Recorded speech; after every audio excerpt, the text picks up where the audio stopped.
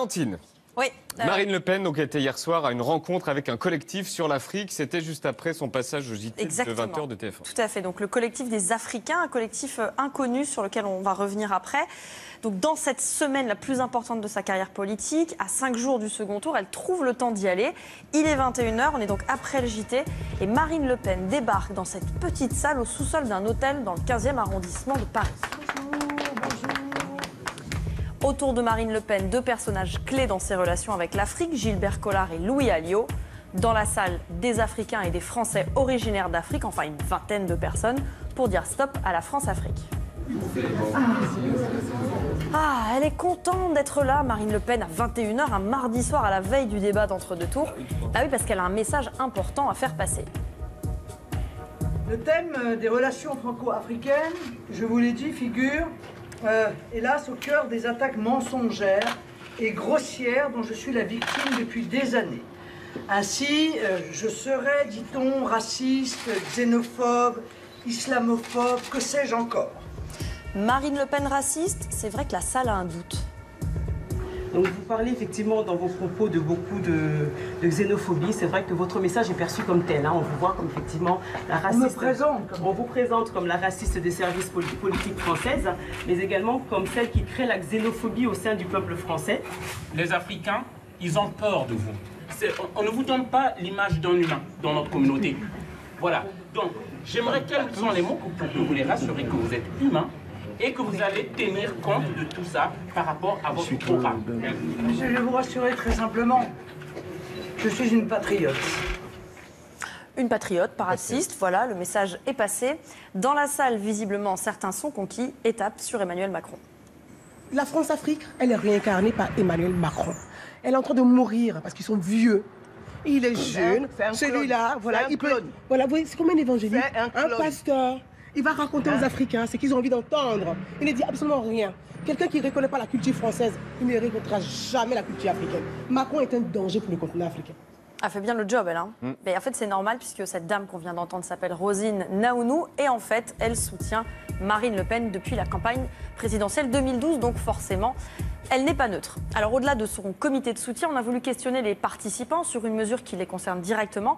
La suppression de la double nationalité, mesure 27 du programme de Marine Le Pen. Vous êtes binationale ? Je suis binationale, oui. Vous allez choisir ensuite, si elle est élue. Pardon ? Ça fait partie de son programme de supprimer la binationalité. Vous ne saviez pas ? On va voir ce que ça va donner. C'est tout. Il faut adopter une loi, non, pour ça ? Bon, peut-être elle ne les fera pas. Je ne sais pas dans son programme. Vous espérez qu'elle ne le fasse pas ? Non. Non. J'espère qu'elle ne les fera pas. Supprimer la binationalité, c'est xénophobe ? C'est xénophobe. C'est xénophobe quelque part parce que tout simplement, on sépare des familles, on séparera des cultures, toute une histoire même, voire... Mais alors c'est quoi ce collectif? Est-ce qu'on le connaît? Alors non, on ne le connaît pas, normal, puisqu'il a été créé spécialement pour l'événement, pour cette rencontre. Il n'y a pas d'existence juridique, pas de site internet, rien. En revanche, l'organisateur, lui, est assez connu. C'est ce monsieur, Andréane Gombe, ancien membre de l'UNP, anti-mariage gay et membre de la Manif pour tous.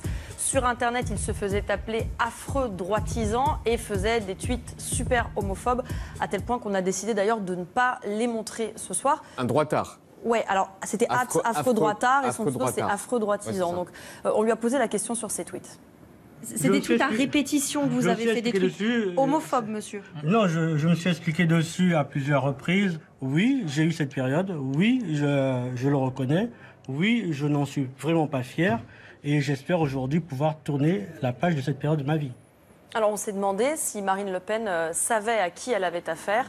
Pour ça, on a demandé à son conseiller Gilbert Collard. Merci bien, merci bien. Alors visiblement, le collectif existe juste pour aujourd'hui. Qui vous a dit ça? L'organisation. Ah bon, bah écoutez, appelez un organisateur pour lui demander. Nous, on a été invités, on est venus, M. Macron n'est pas venu. Voilà, il faut interroger les organisateurs, pas l'inviter. Vous savez qui est l'organisateur, M. André Ngombe? Non, non, mais nous avons... Il s'est fendu de nombreux tweets très homophobes sur Internet. Madame, ça vous intéresse pas? Si, l'homophobie m'intéresse en ce sens que je la combats et je ne vous permets pas de me dire que ça ne m'intéresse pas. Alors, Gilbert Collard a l'air d'être au courant de rien. Il y en a au moins un qui connaît le profil de l'organisateur, c'est Louis Alliot, puisqu'il l'a reçu avec d'autres à Bruxelles en tant que député européen, comme l'indique cette photo donc prise au Parlement européen. Et Macron, il était invité? Oui, il était invité, mais il n'est pas venu et son staff aurait prévu de lui faire rencontrer un autre collectif d'Africains plus critiques envers Marine Le Pen, chacun son collectif. Merci Valentine.